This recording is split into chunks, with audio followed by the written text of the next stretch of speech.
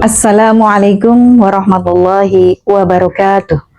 Sahabat fillah, dalam hadis riwayat Muslim disebutkan pada suatu hari sekelompok sahabat miskin datang mengadu kepada Rasulullah Shallallahu Alaihi Wasallam tentang iri atau ghibthah yang membakar semangat untuk semakin dekat kepada Allah Subhanahu wa Ta'ala. Mereka berkata, "Dhahaba ahlud dusuri bidarajatil ula wa na'imil muqim."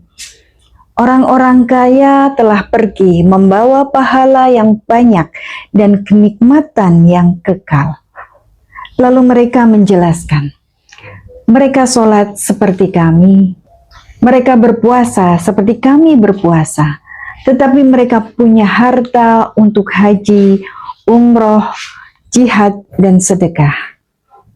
Mendengar itu, Rasulullah Shallallahu Alaihi Wasallam memberi jalan agar mereka bisa menyamai pahala orang yang kaya.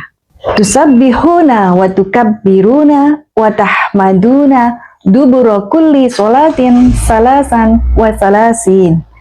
Bertasbihlah, bertakbirlah, dan bertahmidlah setiap selesai sholat, masing-masing 33 kali. Namun beberapa waktu kemudian, para sahabat miskin kembali berkata, "Ya Rasulullah, saudara-saudara kami yang kaya mendengar amalan itu, lalu mereka juga melakukannya." Maka Rasulullah bersabda, "Dzalika fadlullahi yu'tihi may yasha." Itu adalah karunia Allah yang diberikan kepada siapa saja yang Allah kehendaki. Namun Rasulullah Shallallahu Alaihi Wasallam juga mengingatkan bahwa harta bukan hanya peluang pahala, tapi juga fitnah atau ujian terbesar umat ini.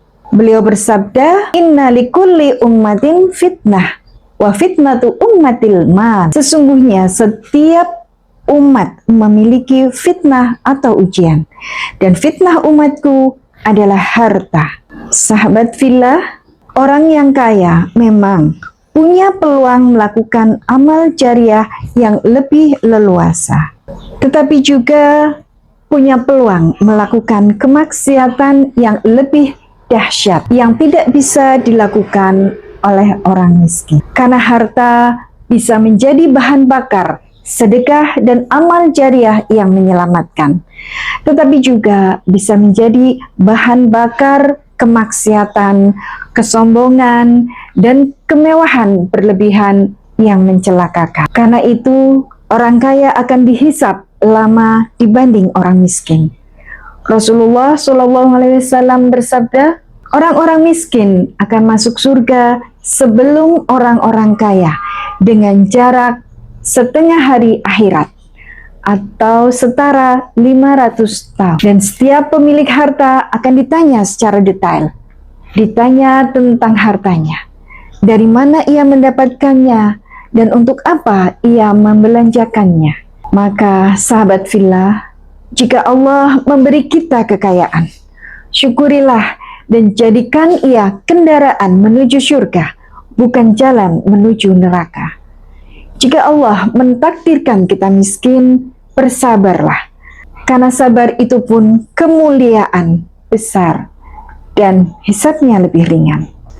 Karena bisa jadi Allah menahan harta kita bukan karena Allah tak sayang, tetapi karena Allah tahu di balik gemerlap kekayaan ada jurang maksiat yang siap menelan. Maka kemiskinan itu pun bukan kehinaan, melainkan pagar kasih sayang dari Allah Subhanahu wa Ta'ala, agar kita pulang dengan hati yang selamat. Alhasil, kaya atau miskin hanyalah takdir hidup, tetapi bagaimana kita menggunakannya, itulah menentukan nasib akhir kita.